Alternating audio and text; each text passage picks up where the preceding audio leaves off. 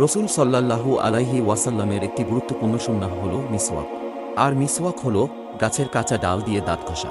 রসুল সাল্লাল্লাহু আলাইহি ওয়াসাল্লাম বলেন, মিসওয়াকের ৭০টিরও বেশি উপকার রয়েছে। তার মধ্যে একটি হল মৃত্যুর সময় কালিমা নসিব হওয়া। অন্য হাদিসে রসুল সাল্লাল্লাহু আলাইহি ওয়াসাল্লাম বলেন, যদি আমি আমার উম্মতের জন্য কষ্টকর মনে না করতাম তাহলে তাদের জন্য তা ফরজ করে দিতাম। হাদিস মিশকাত ৩৪৬। হজরত আয়েশা রাদিয়াল্লাহু হতে বর্ণিত, রসুলুল্লাহ সাল্লাল্লাহু আলাইহি ওয়াসাল্লাম বলেন, যে নামাজ মিসওয়াক করে আদায় করা হয় সেই নামাজ মিসওয়াক করা বিহীন নামাজের চেয়ে ৭০ গুণ বেশি নেকি হয়। রসুল সাল্লাল্লাহু আলাইহি ওয়াসাল্লাম মিসওয়াক করাকে উম্মতের জন্য আবশ্যক করে দিতে চেয়েছিলেন।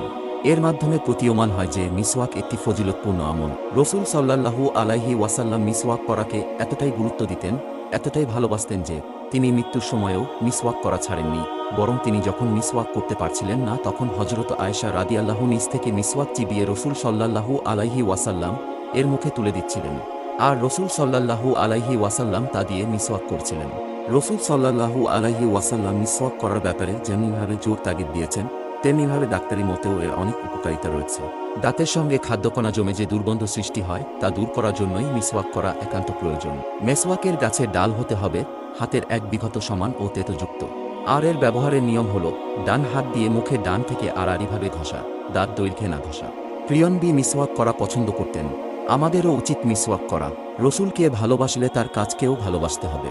রসুল সাল্লাল্লাহু আলাইহি ওয়াসাল্লাম বলেন, যে ব্যক্তি আমার সুন্নাতকে ভালোবাসে সে আমাকেই ভালোবাসে, আর যে আমাকে ভালোবাসলে সে আমার সঙ্গেই জান্নাতে থাকবে।